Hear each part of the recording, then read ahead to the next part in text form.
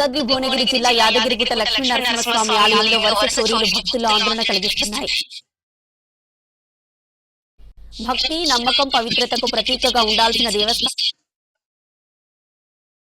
యాదాద్రి భువనగిరి జిల్లా యాదగిరిగుట్ట లక్ష్మీ నరసింహస్వామి ఆలయంలో వరుస చోరీలు భక్తుల ఆందోళన కలిగిస్తున్నాయి. భక్తి, నమ్మకం, పవిత్రతకు ప్రతీకగా ఉండాల్సిన దేవస్థానాల్లో చోరీలు, అక్రమాలు వెలుగులోకి రావడం చర్చనీయాంశంగా మారింది. ఆలయంలో సుమారు 10 లక్షల రూపాయల విలువైన స్వామివారి బంగారు, వెండి డాలర్లు మాయమైన ఘటన ఆలయ వర్గాల్లో కలకలం రేపింది.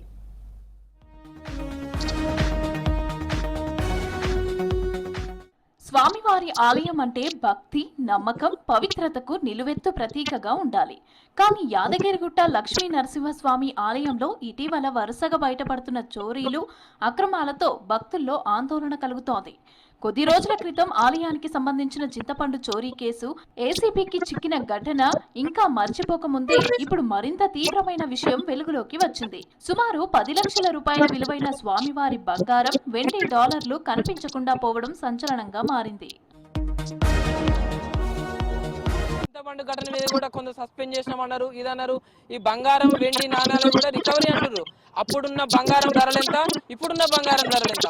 అప్పుడు 10 లక్షల రూపాయలు విలువ చేసే బంగారం ఉంటే ఈ రోజు దాదాపు అది 50-60 లక్షల రూపాయలైంది. మీరు రికవరీ చేసేది 50-60 లక్షలు చేస్తురా, అప్పటి రేటున్న 10 లక్షలు చేస్తురా? ఏది చెప్పకుండా, ఏది క్లారిటీ ఇవ్వకుండా దేవస్థానం ఉద్యోగులు చేస్తున్నటువంటి తీరును స్థానికునిగా మేము ఖండిస్తున్నాము. ఆడిట్ కూడా ప్రతి 3 నెలలకు ఆడిట్ జరగాలి.